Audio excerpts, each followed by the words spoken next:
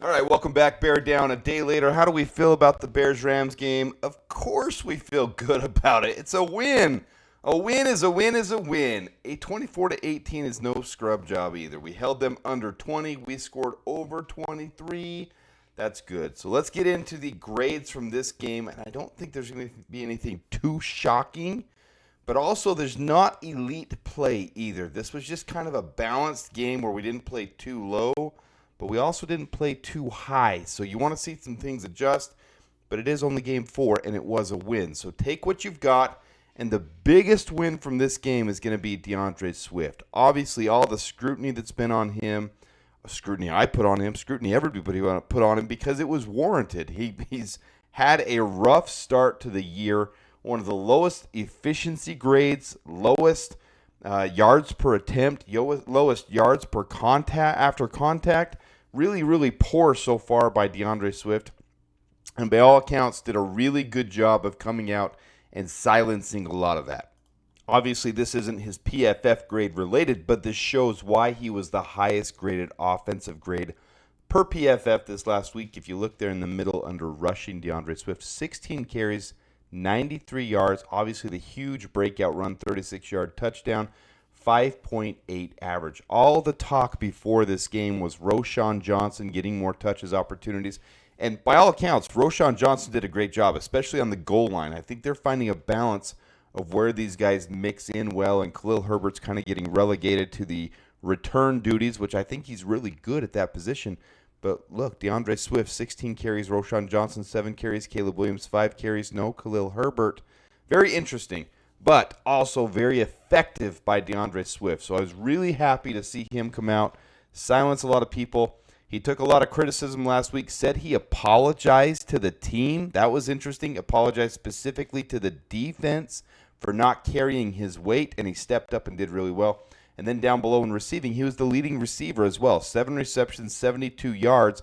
A lot of those checkdowns helped in this game where they weren't getting things flowing and going on offense. DeAndre Swift was the difference maker. Without him, we would not have scored over 20 points. So 7 receptions, 72 yards, along with 27, 7 targets. Really, really solid game by DeAndre Swift overall, leading to him having the highest PFF grade on offense for this game. As I've shown on here, I like to highlight those guys who are above 65 because those are starter quality guys.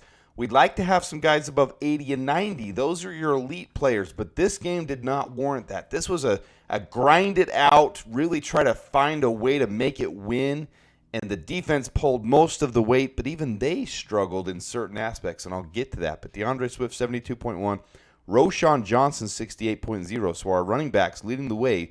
Unlike the first 3 games, very different, so it's very good to see them come around and mix it up. DJ Moore, 67.5, Braxton Jones, 66.3. We move on to the pass blocking grades, and this is really interesting. Look at the very bottom there. Tevin Jenkins, only the 5 plays he was in until he got injured, 26.6. His replacement, Nate Davis, it's interesting to see this, the way this is. There's no rhyme or reason on this offensive line. It's frustrating me to all ends. Roschon Johnson, 17.5. He's going to have to come in and just be the bell cow goal line guy at this point because that's not good pass blocking. That's not like him. Maybe he was over-focused on trying to build his role as the running back for this game. Maybe it took a little distraction there. I'm not sure why he had such a low pass blocking grade, but decent pass blocking on this one, but not enough out of the line. Darnell Wright, 73.5. Nate Davis, 80.5. And then you look down, Braxton Jones, 52. Matt Pryor, 51. Coleman Shelton, 45. That's not good. And what's funny is then you look at the converse side on the run blocking. Braxton Jones was really high, 83. Matt Pryor, 63.9. And then you go down, Darnell Wright, 59.8. Tevin Jenkins, 55.0. Coleman Shelton, 52.1. So they're not balanced. They don't have a balance for this identity of this team yet. So it's going to be a little frustrating while they try to get that going. I hope they can figure that out soon because it is not a consistent thing for us yet. The line looked a little better this game because we got the run game going. That's really the only reason with Braxton Jones and Matt Pryor. Matt Pryor really has been a heaven sent. I'm worried about him at guard, and he's really coming through. But really, all 5 of these guys need to be at least around 60 on both run blocking and pass blocking. And this shows everyone on offense that had an opportunity to pass block and run block. Gerald Everett coming around with a really big game, especially since Cole Kmet has been struggling. Doesn't really struggle with that. Cole Kmet also struggling with the penalties. So it's a little frustrating still. So I don't want this to be a completely negative video. We did get the win, and there's a lot of positive out of this. But the big things to highlight is how the run game did come around. The run blocking came around. And DeAndre Swift and Roshan Johnson, good 1-2 tandem. That's really good. I hope they can continue to develop this identity and keep things rolling. Because on the run blocking, even for all the other positions, you look, it's actually okay when you see right there from 11 up, Cole Kmet, 60 all the way up to 83. That's okay. You want to get rid of these Tevin Jenkins, Mercedes Lewis, which is not typical for him either, Coleman Shelton, Nate Davis, and those are the linemen. So you want to get rid of that. And Rome Odunze, not good either, 36.1. But there is progress. Things are progressing, but there's a lot of work still to do. They've still got to keep pounding away. And unfortunately, overall grades, we got to highlight the offensive duds. I'll go through it quick because I want to get off this page. I don't want to focus on the negative. Rome Odunze, Tevin Jenkins, Nate Davis, all below 50. You don't want that crap. Let's get rid of that crap. Let's get over that crap. Let's be done with it. We move on to the defensive studs. There's more defensive studs. I did add a couple extras. I always do 65 and above, but I did add Andrew Billings and Jaquan Brisker because they've been so solid, and they were close to 65, so I just added them anyways.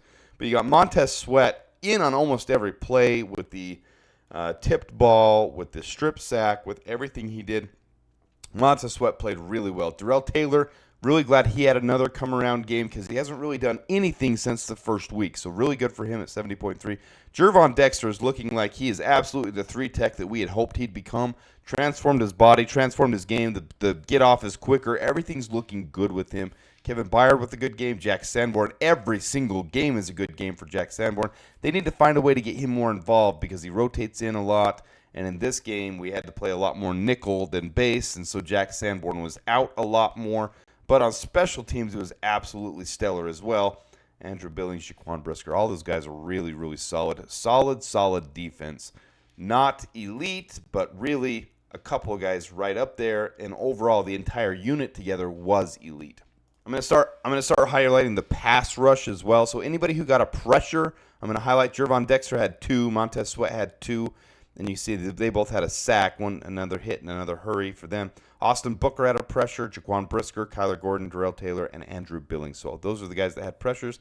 Another 3 sacks for the tally board, looking really good for these guys. This was a good comeback game when the pass rush was starting to take a little bit of a lag. It was really solid to get them going. And then the defensive duds, you don't want to point this out too much, but TJ Edwards and Tremaine Edmonds really struggled to get against a veteran quarterback, Matthew Stafford, across the middle. Their coverage grades were absolutely terrible, and you saw it throughout the game. He would dissect them across the middle. They just were not reading it, adjusting, changing, getting things changed. They weren't adapting to it, and so it bled all game. The Tampa 2 was not working out in this particular day.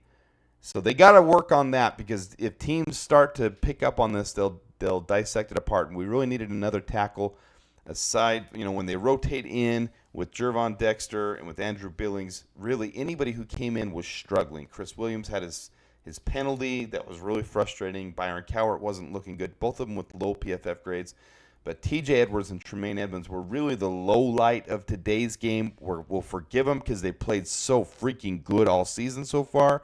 But it really was interesting to see how a veteran quarterback could dissect them apart. Hopefully this is something they can address, take care of, get over with, and move on to the next game. Should be a good bounce back opportunity, but the Red Rifle is also a veteran, Andy Dalton. But I don't think the Panthers are anywhere near the Rams' caliber. But good opportunity to get a bounce back next week as well.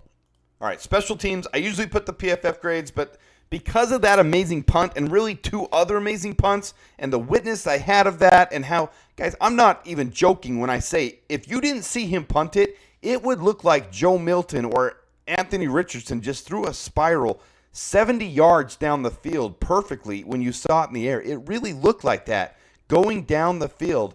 And then when it hit, it just bounced straight right out of bounds. It was I've never seen a stadium just absolutely go nuts over a punt we kind of were losing a little momentum there at the end of the game. It was kind of shifting towards the Rams. And when he punted that and that happened, the stadium went nuts, and you saw it in the players. You saw Tory Taylor going nuts. There's the picture of him obviously going nuts. And the momentum shifted. I mean, they just put up a defensive stop on us. Tory Taylor punted it 67, 66, whatever yards it was, and then bounced it out of bounds at the 6-yard line, and the momentum shifted. This is why Tory Taylor got a Heisman vote. This is why he was such an impactful player and why we took him in the 4th round. Yes, we didn't understand at the time until we traded back in for Austin Booker. It worked out, and man, did he impact this game. In fact, I would probably give Tory Taylor player of the game if DeAndre Swift didn't have such a huge impact role. So I'll give him player of the game just because of how much momentum those punts gave. I mean, he was pinning them in. And in fact, one of them should have been, but it just bounced into the end zone. We couldn't stop it in time. Another one. So, I mean, everything about Tory Taylor in this game was what you had hoped for in a generational elite punter. So I love to see every second of it. Last but not least, I've been doing this with Caleb, and it's not going to be super pretty, but it does show progress. So here's week 2. We've already gone over this. Here's week 3, and there was a lot more, obviously 363 yards. There's a lot more deep balls. There was a lot more spreading it around. Week 4, we get back into the dump downs and the check downs, and there wasn't a lot of momentum going, and I don't understand why Shane Waldron wasn't airing it out more. I do think he had some form of telling Caleb to stay in the pocket longer. The Rams had decent coverage, though. When you look at their coverage grades, they look decent. So he wasn't getting a lot of open looks, and they were getting called for a lot of defensive holding, and they also didn't get called for a lot of other pass interference that they could have. They were really all over the Rome Odunze and DJ Moore. I mean, just those two specifically. And Keenan Allen, I mean, all game they were getting away with some crap, but they also got called for a lot of crap too, and that helped, especially with the first touchdown. Pass interference in the end zone, put us on the 1-yard line. Roschon pounded it in, so that was good. But it did take away a lot of opportunities for Caleb. You're going to get different teams that play different styles of defense.